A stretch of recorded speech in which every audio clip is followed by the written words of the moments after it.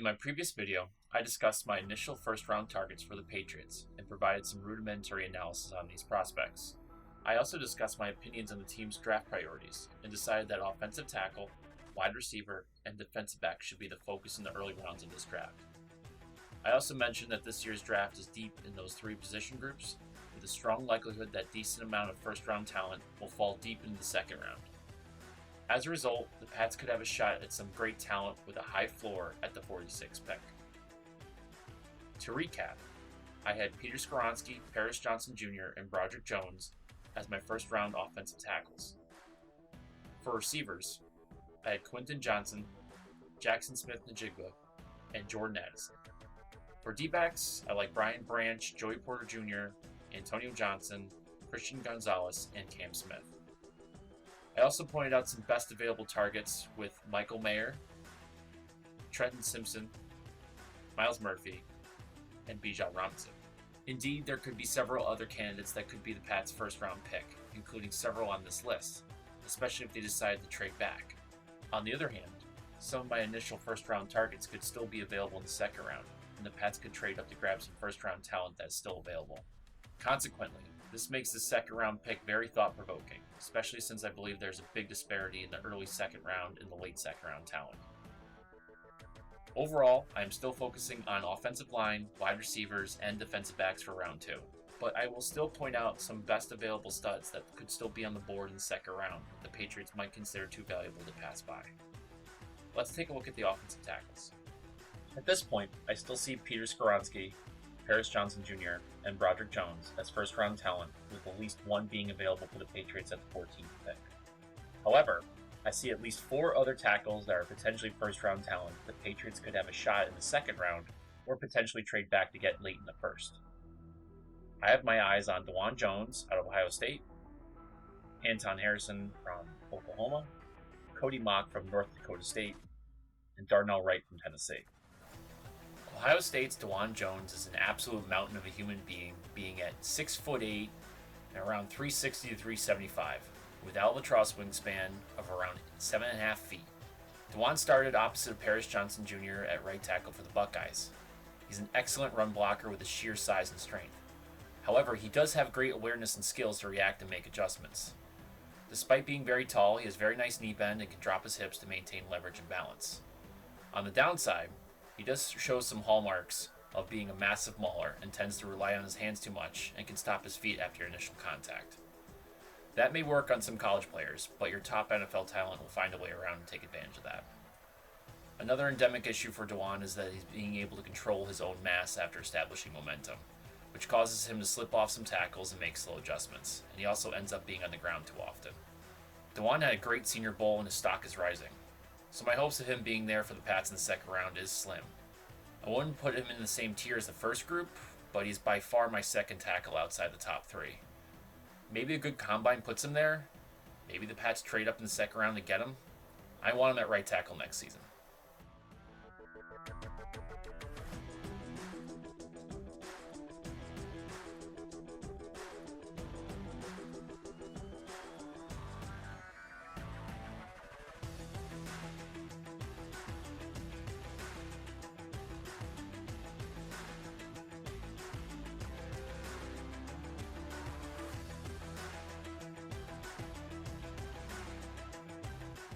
Anton Harrison out of Oklahoma is one of those idyllic size and length tackles who has great footwork and is able to slide with power while matching up against fast rushers.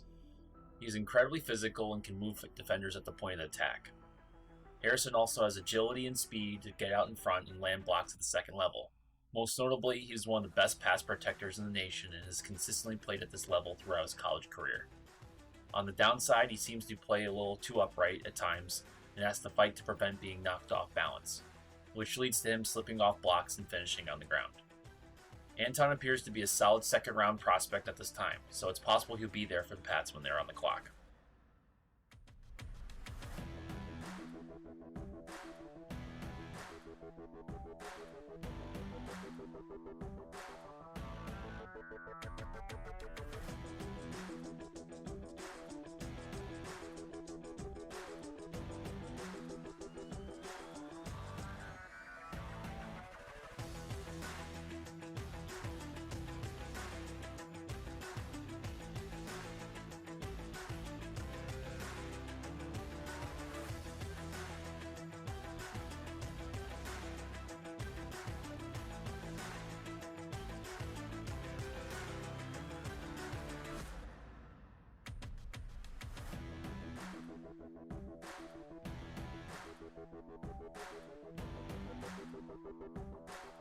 Cody Mauch is an incredibly smooth athlete for his size with terrific footwork and technique.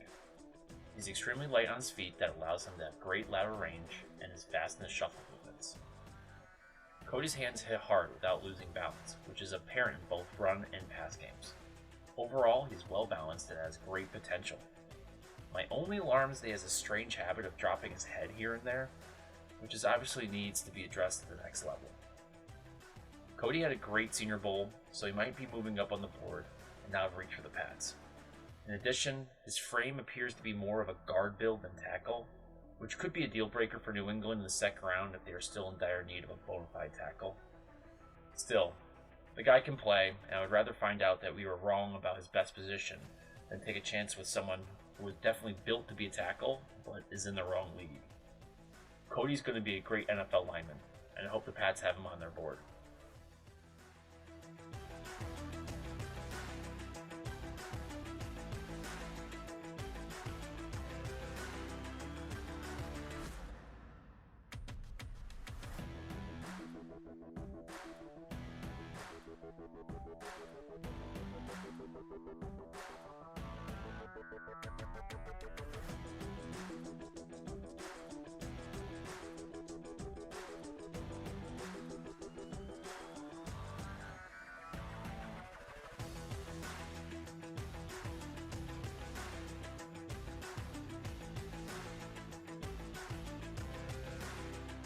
Darnell Wright is a big, strong tackle with large hands and a thick build. This guy is going to bring power to the run game and will have the core strength to thwart the big bull rushers. Wright is that big tackle that can easily clear a path at the second level after getting a solid burst off the line of scrimmage. In pass protection, Wright has nimble feet and transfers well into pass protection sets. The major downside is that the elite defenders will likely get around him time to time at the next level. Wright had a great Senior Bowl and had a great game against Alabama's Will Anderson Jr., so I expect his stock is moving up on the board. Maybe the Patriots will have a shot at him in the second round without making any deals.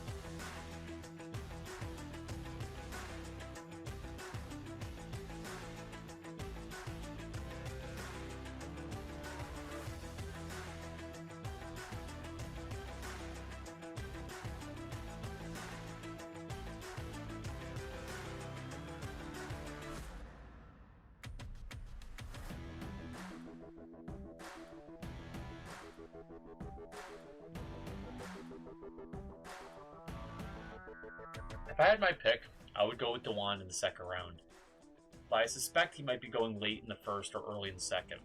In fact, I think it's possible that Cody Mauch and Darnell Wright might be the only tackles on this list that the Patriots can pick. I still think there's a big enough gap to the next tier of tackles that I'm convinced the Patriots need to secure a tackle in the first 50 picks if they want to get a plug-in tackle. Let's take a look at the receivers. Although I do love the first-round wide receiver targets, I'm not sure the Patriots will call Quentin Johnston, Jaxon Smith-Njigba, or Jordan Addison. I have a feeling the Patriots will see how deep the receiver class is and will elect to target some top talent in the second round and or third. For the second round, I am looking at Zay Flowers from Boston College, Josh Downs from UNC, Kayshon Boutte from LSU, and Rashee Rice from SMU. Zay Flowers is being labeled as another elite slot receiver that should fill that glaring hole in the Patriots offense. However, I believe this title gives the impression that he's limited to that role. On the contrary, Zay is a deep threat thanks to his elite combination of speed, acceleration, and overall quickness. He's undersized to really work the perimeter, but he's still an outside threat and can combat press coverage. His college career was super productive, particularly since he was the primary threat on the Boston College offense. Yet he wasn't contained. Zay has exceptional suddenness with blinding footwork to create opportunities in constricted areas, and is very elusive downfield thanks to his breakneck change of direction skills. His nickname is the Joystick, and his tape supports that. His catch and run potential looks amazing, and he can make tacklers miss. Once again, something that the Patriots were missing last year. I have Zay in the second round, but he's worthy of first round talent, and his stock is on the rise after some Shrine Bowl hype. Still, he's an undersized player at 5'9" and 182 pounds, and he had way too many drops to be a surefire first rounder. What is more, he doesn't appear to have great run blocking instincts, which is often a required skill for Patriots. Overall, I would love to see the Patriots draft Zay, but his stock might be too rich right now. He might be worth trading back in the first, or possibly even trading up in the second to get him.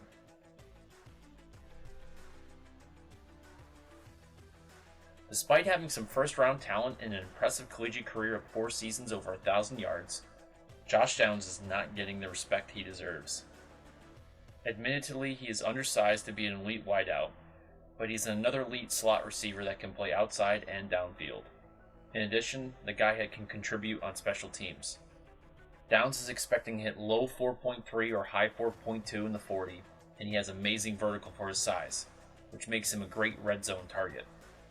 As I mentioned, Downs is an elite slot prospect, not only because of his size and physical attributes, but he also has the skill set with advanced route tree and know-how to make adjustments. On the downside, Downs is not the most physical slot with little evidence of run blocking ability as well as playing in press coverage. I really like Downs for the Patriots in the second round if he gets there. Like I said, he's an elite slot receiver and a solid special teamer. I suspect this combine might take him out of reach, but maybe the Pats will luck out.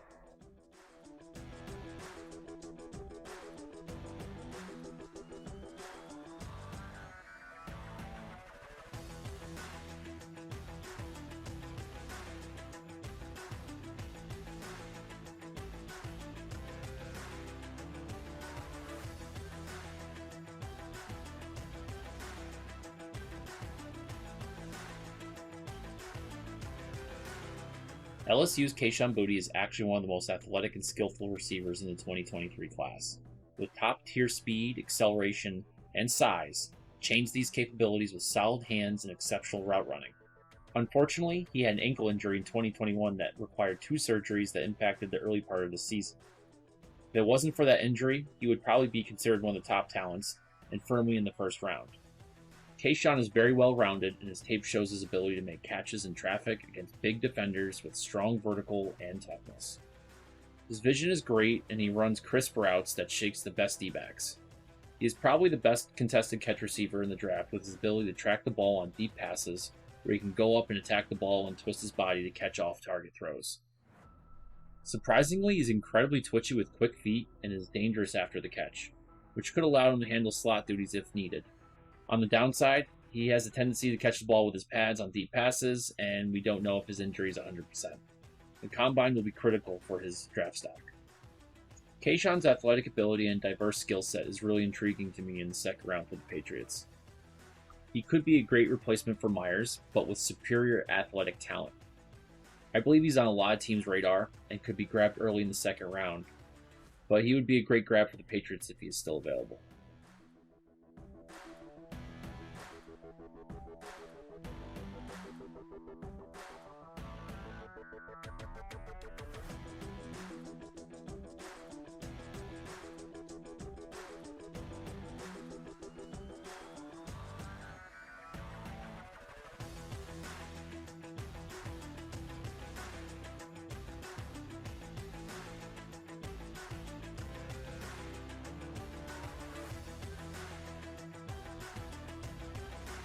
Rashee Rice is a well-rounded pro prospect with decent speed, length, and catch radius, along with sure hands to be a solid second-round prospect. His productivity was impressive at SMU due to his ability to create adequate separation with his quickness and straight line speed. Rice is very smooth, that makes him a great playmaker with the ball in hands. His tape shows some great contested catches thanks to his large catch radius and his ability to shield defenders. His major downside that he is not super quick or fast or big or tall or has a massive vertical or huge hands. Rice is arguably a top 10 receiver in the draft, but he should be available for the Pats in the second round. He seems to be a great candidate for the Patriots thanks to his skills in making adjustments underneath and intermediate routes. His combine might determine if he's a second or third rounder though.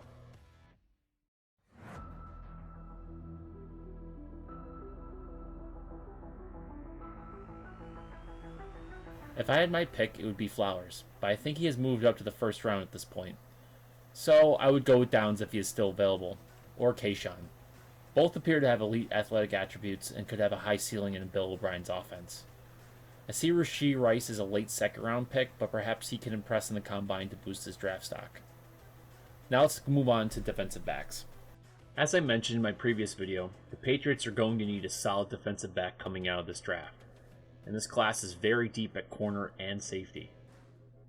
I believe we should see some first round talent spill over the second round. However, I don't have a long list of targets in the second round due to my belief that there's a solid gap to a late second or third round talent. I am only looking at Kelee Ringo, corner from Georgia, Devin Witherspoon, corner from Illinois, and Garrett Williams, corner from Syracuse. Kelee Ringo has freak athleticism with ridiculous power and is incredibly quick that makes him have immense upside potential. At 6'2", 215 pounds, Ringo is also big and could be trouble for all wideouts. He was tracked on the GPS going high 22, so we should see a 4.3 range for his 40. His big draw is his ability to cover big tight ends and larger slot targets. He has shown that he has impressive tackling skills, who can play in the box and even be a blitz threat. On the downside, he is raw and is sometimes overly aggressive that leads to big mistakes. I love Kelee Ringo for New England, who is in need of a big corner to match up against those big receivers and ends. However, he's coming off the board late in the first round or early second. Perhaps the Patriots make a move to get him.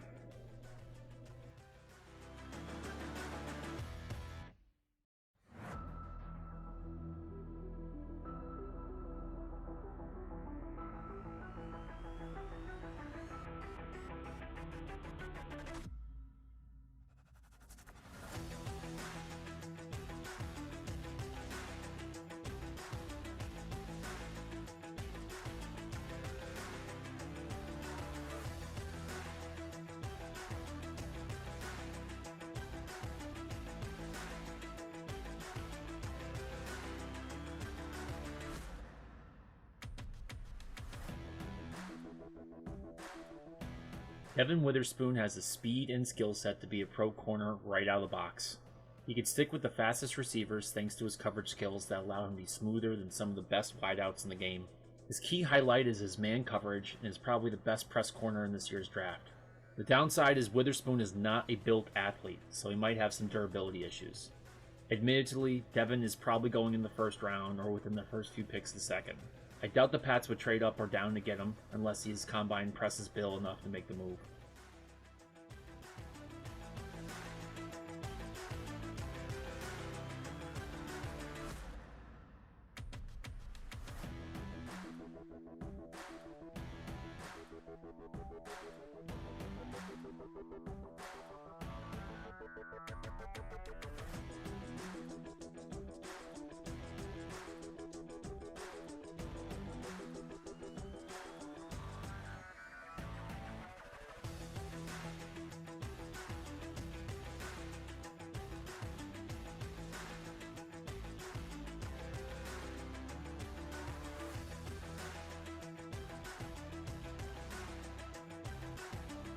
Garrett Williams is a ball hawk that can track the ball downfield and when breaking on a route.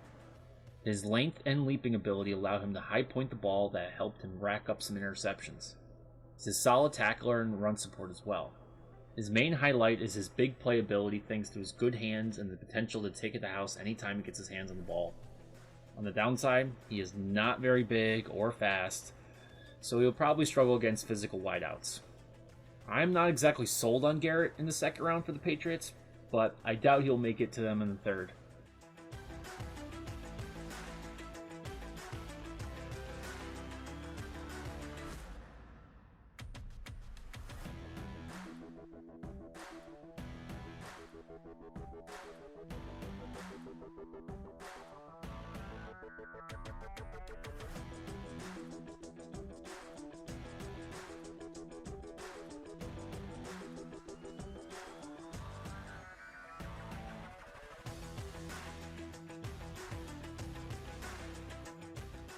Obviously, I'm not incredibly bullish on taking defensive backs in the second round if they can't get one of these prospects at 46.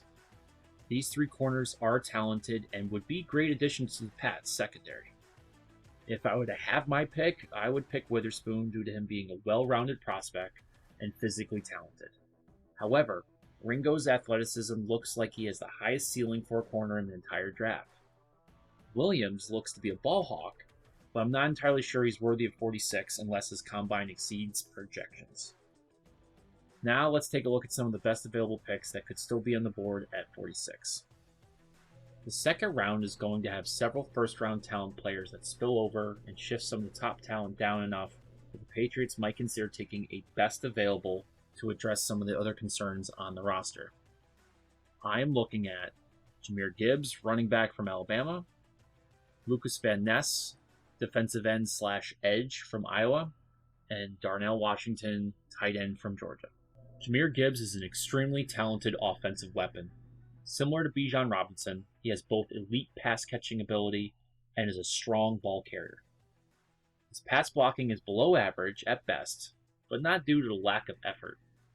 Gibbs is a serious target for the second round due to his third down back potential and his history with Bill O'Brien. The Patriots will probably have other priorities, but that third down back is still an issue that needs to be addressed, and Gibbs is arguably the best talent to fill that role.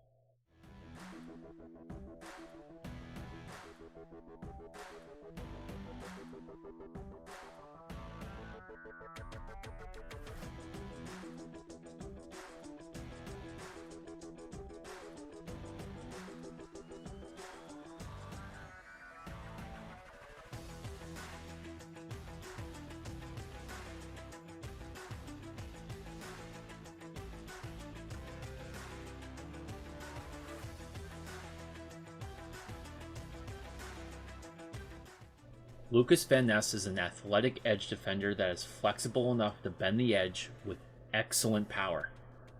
His initial quickness is impressive, but he also has elite hands and NFL caliber moves. He is still a little bit raw, but he could see significant time as a rookie. Lucas is young and still needs coaching, but the Patriots might see his potential and make the call.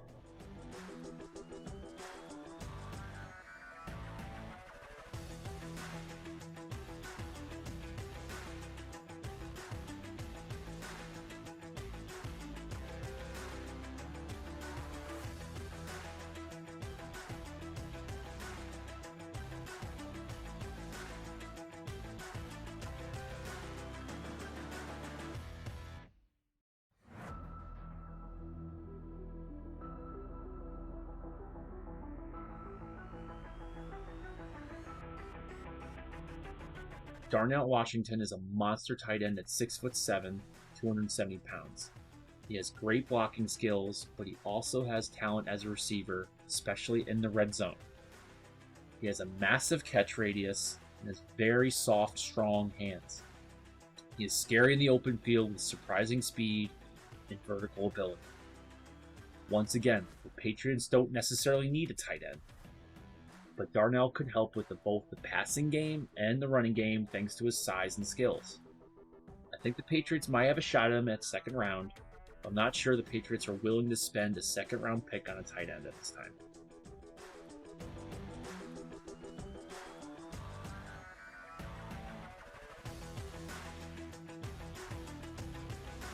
One of these players should be available at 46, but I doubt the Patriots will pick any of them. I would choose Gibbs due to his ability to be both a runner and a pass catcher. Plus, he has already worked with Bill O'Brien at Alabama. Van Ness and Washington are attractive, but the team's priority targets exceeds their value. Without a doubt, New England is still going to have a long list of outstanding concerns coming out of the first round, regardless of who they picked. As I previously mentioned, there will be some first round talent that will make it to the second round, but it is not abundant in every position group. Luckily, the offensive tackle, receiver, and defensive back groups are deep in this class. However, I have to suspect that other teams are going to be picking away at those groups because some of them will be the best available in the first half of the second round. So, the second round might be a little bit more complicated than the first, and the Patriots will have to rely upon their grading system to determine who gets the call. So what do I think the Pats are going to do?